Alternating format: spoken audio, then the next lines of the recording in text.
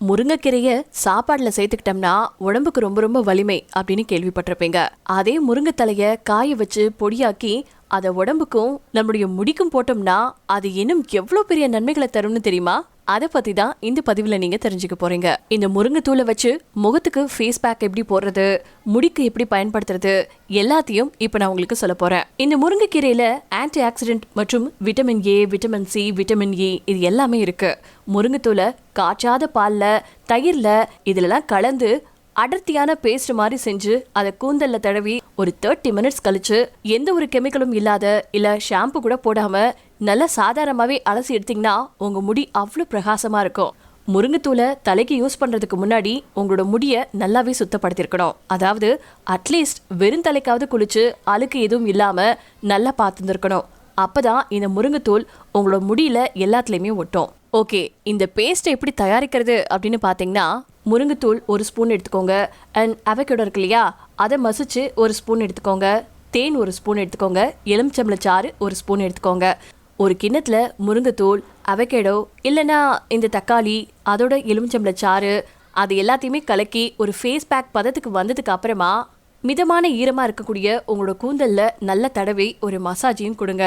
அதுக்கப்புறமா ஒரு 30 நிமிஷம் கழிச்சு நல்ல முடியை கழுவி விட்டுருங்க. இதை மாசத்துல 2 முறை செஞ்சீங்கன்னா போதும். முடி நல்லா வளரவும் செய்யும், அதே சமயத்துல பளபளப்பாவும் இருக்கும். ஏன்னா இரும்பு சத்து அதிகமா இருக்கக்கூடிய இந்த முருங்கைத்தூளை நீங்க யூஸ் பண்றதுனால முடி ரொம்ப ஸ்ட்ராங்கா வளர்றதோட ரொம்ப ஷைனிங்காவும் மாறுது. அண்ட் இதே கலவைய உங்களோட முகத்தை நல்லா கழுவிட்டு அதுக்கப்புறமா முகத்துக்கும் ஃபேஸ் பேக் மாதிரி போட்டுட்டு ஒரு 20 மினிட்ஸ் கழிச்சு கழுவுனீங்கன்னா உங்க முகமும் பழப்பழன்னு மாறிடும். முருங்கைத்தூள்ல வாழைப்பழம் அண்ட் தேன் இது எல்லாத்தையுமே கலந்து ஒரு மாஸ்க் மாதிரி சருமத்துக்கு போட்டுட்டு வந்தீங்கன்னா அதுல இருக்கக்கூடிய விட்டமின்களும் தாதுக்களும் உங்களுடைய சருமத்துக்கு ஈரப்பதத்தை அப்படியே கொடுத்து உங்களுடைய முகத்தை எப்பவுமே பளபளன்னு க்ளோயிங்கா வச்சுக்கும். இதை நீங்க முடிக்கும் யூஸ் பண்ணீங்கனாலும் உங்க முடியும் நல்லா அடர்த்தியா ஆரோக்கியமா வளரும். கூடுதலா டீ ட்ரீ ஆயில் இருக்கு இல்லையா, அது முடி உதிர்றத குறைக்குது. மாறா முடி வளர்ச்சிக்கு அது ரொம்ப ரொம்ப ஹெல்ப் பண்ணுது. பொடுகு இல்லைன்னா வழுக்க மாதிரியான பிரச்சனைகளுக்கு டீ ட்ரீ ஆயிலோட இந்த முருங்கைத்தலையை சேர்த்து நீங்க யூஸ் பண்ணிட்டு வந்தீங்கன்னா நிச்சயமா உங்களுக்கு ஒரு நல்ல பலன் கிடைக்கும். முருங்கைத்தூள் 1 ஸ்பூன் எடுத்துக்கிட்டு அரை வாழைப்பழம் எடுத்து மசிச்சுக்கிட்டு அதுல 1 ஸ்பூன் தேன் அண்ட் கொஞ்சோண்டு டீ ட்ரீ ஆயில் இது எல்லாத்தையுமே சேர்த்து ஒரு பேக் மாதிரி போட்டுக்கோங்க. ஒரு 20 மினிட்ஸ் கழிச்சு பச்சை தண்ணியில முகத்தை கழுவிட்டீங்கன்னா அதுக்கப்புறமா உங்க முகத்துல ஏற்படக்கூடிய மாற்றத்தை நீங்க தாராளமா பார்க்கலாம். அண்ட் இதே பேக்கை உங்களுடைய கூந்தலுக்கும் நீங்க யூஸ் பண்ணலாம்.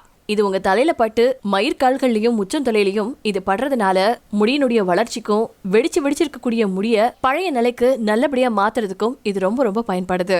ஒரே ஒரு பொருளான முருங்கைத்தூளை வச்சு உங்களோட முடியையும் உங்களுடைய முகத்தையும் நீங்க அழகு செஞ்சுக்கணும்னு முடிவு பண்ணிட்டீங்கன்னா மறக்காம இந்த முருங்கைத்தூளை வச்சு நான் இப்ப சொன்ன எல்லா விஷயத்தையும் ட்ரை பண்ணி பாருங்க.